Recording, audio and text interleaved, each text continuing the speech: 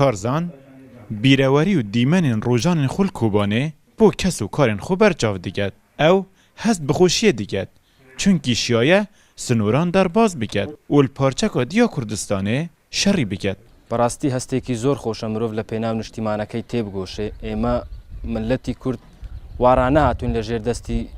زورداران چوک دابدین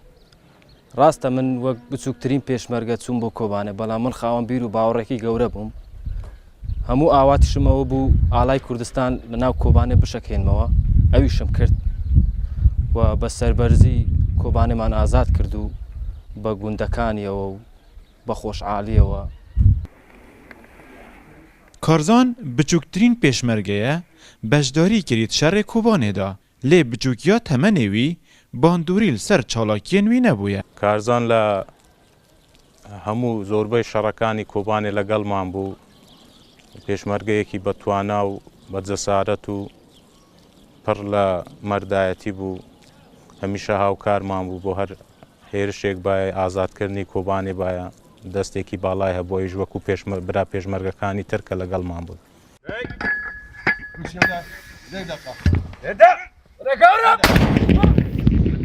لأنین شری کارزان با بخوب تلفن هایدار کرد کود چیتا کوبانه با بوی بگومان بوجه چوناوی چونکی پیشمرگی که مزمون بو لی کارزان بیراویل سالن بوری اینا داوای لێ کردم گوتی باب زۆر پێم خۆشە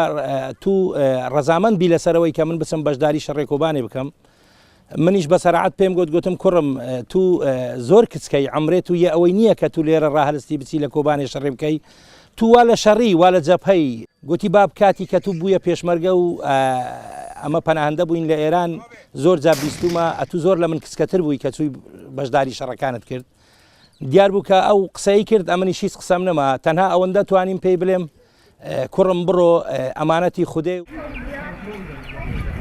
کوبانێ بوویە وێزگەهەک جوداهی دروستکردیە دناوبەرە دو قۆناغên جیانا کارزاندا قۆناغا بەری چوونە کوبانێ و قۆناغا پشتی چوونە کوبانێ پاژەوەی کە ئەرکەکەم لە کۆبانێ تەواو کرد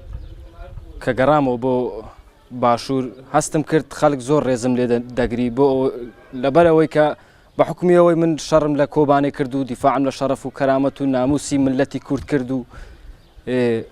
وا هەست دەکەم هەڤاڵان ئێستا زۆر ڕێزم لێ دەگرن و ئەوش بۆ من مانای شانازیە.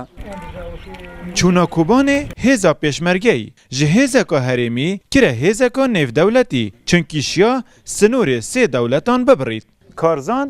dijiyekê biçûk da beşdarî şerê mezin kir.